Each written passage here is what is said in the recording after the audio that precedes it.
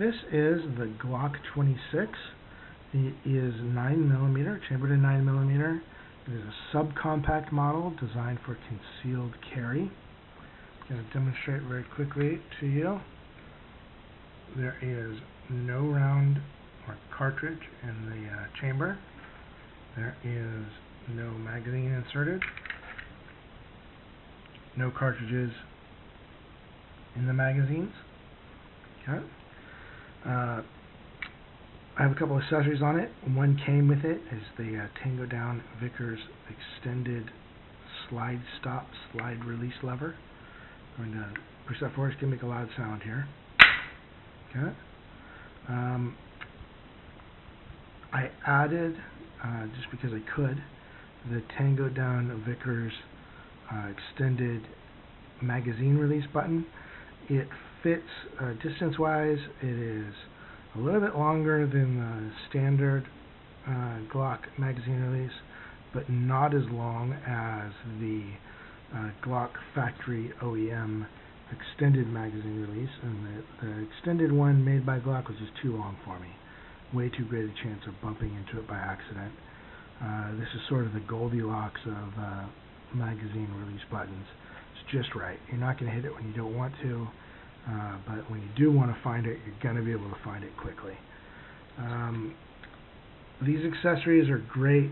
You know, I like them. They're not necessary. The Glock is going to be perfect right out of the box. You can run it right out of the box.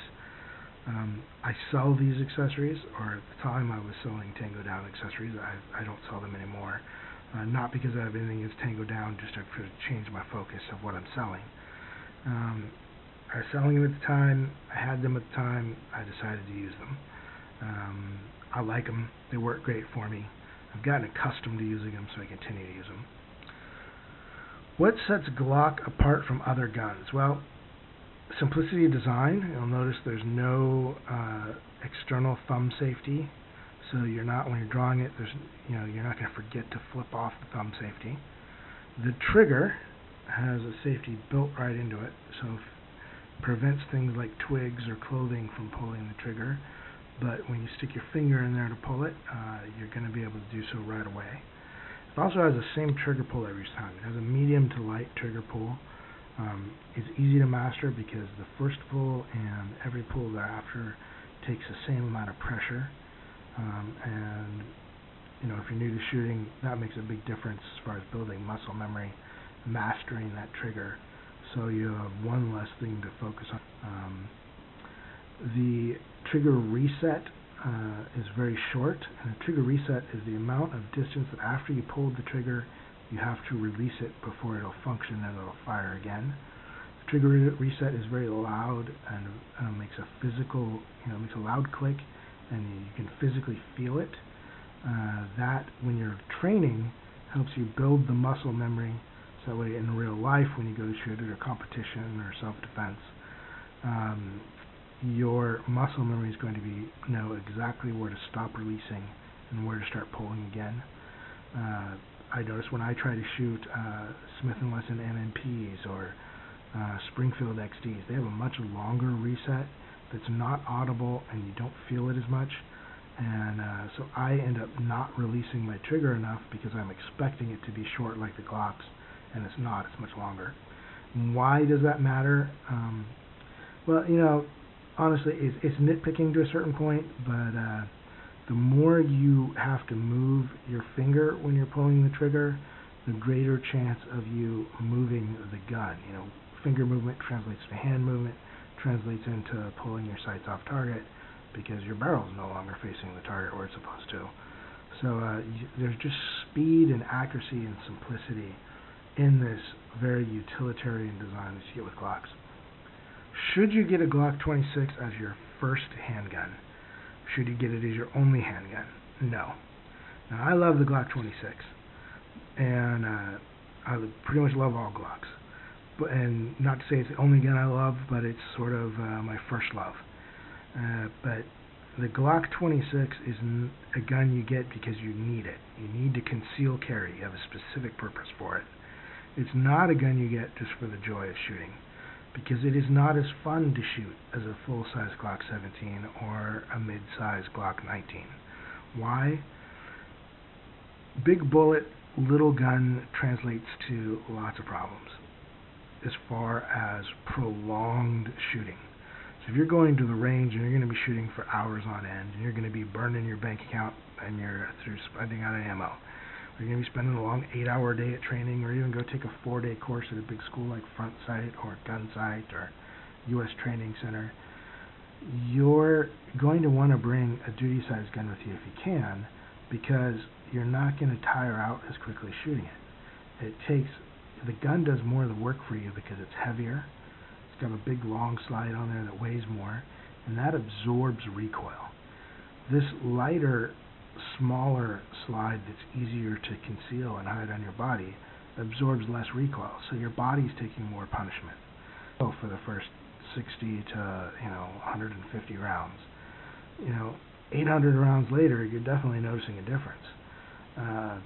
So for your first gun, for the gun you're going to use as a target, the gun you're going to learn on, I recommend a Glock 17, 9mm, so it's not too powerful, but powerful enough for self-defense. It's got the full long sight picture, so it's a little bit more accurate, easier to use the sights, especially at the 15-yard typical shooting range that you find for civilians. Like I said, fatigue's going to set in not nearly as fast, so you're not going to limp wrist it. You're going to keep your wrist locked. You're going to keep your fundamentals, your grip, your stance, your way you have your arms, all those things. You're going to keep those. You're going to be able to do those the way you were trained to, without your body saying, "Boy, I'm tired, I need to stop," but your mind saying, "I'm having too much fun, I want to keep going." You're going to be able to keep going longer with the longer slide, heavier slide gun. Is that me saying that you should not get a Glock 26? No, definitely get a Glock 26. Just make sure you got the bigger gun to go along with it. That said, one of the advantages of the Glock is that you can take, this is a Glock 17 magazine, that's the duty size, full size Glock 9mm double stack. You can use that gun in the Glock 19, use that magazine, in the Glock 19 and in the Glock 26, and it's going to work fine. You want to avoid putting too much pressure with your bottom fingers onto it. That could cause problems. You want to keep all the pressure on the grip. And you can rest your finger there, but just don't squeeze it. You're not supposed to be squeezing that tight anyways. But it'll fit in there. They make sleeves to bolt down, slip over, and bolt onto this that make it so it's like an extension of the grip. I don't own those because I use the same magazine in my larger Glock 17. The advantage of being able to use the magazine from the larger gun than the smaller one with those sleeves, you can get more of a grip surface, so it feels more like you're getting more purchase on the gun. So it's a little easier to control. But the real practical advantage is when you're carrying it, you carry with a smaller magazine, maybe even one without this grip extension. And if you live in a state where you're allowed to have high-capacity magazines, you have the high-capacity magazine as your backup. So if the 10 rounds in this weren't enough to do the trick, you've got the backup magazine that has the 17 rounds, or magazines with 17 rounds. So as a concealed carry person, when you're carrying, it's nice to know that you can, if you needed it or you wanted it, you could have the full-size high-capacity magazine as your backup, and it's going to run it just fine, no issues at all. Alright, this is my quick overview of my Glock 26 here, Gen 3. Feel free to leave any comments. Feel free to let us know if we're wrong on anything, if you think we need to be corrected. I'm sure I'll get lots of MMP and XD fans telling me why theirs is better. Probably get a lot of people who shoot the Shield telling me why theirs is better. MMP Shield, very nice gun. I still like the Glock 26 better, so throwing out the gauntlet, launch the fighting words there. Thank you for watching this video. I appreciate you taking the time to do so, and I hope you watch more of our videos.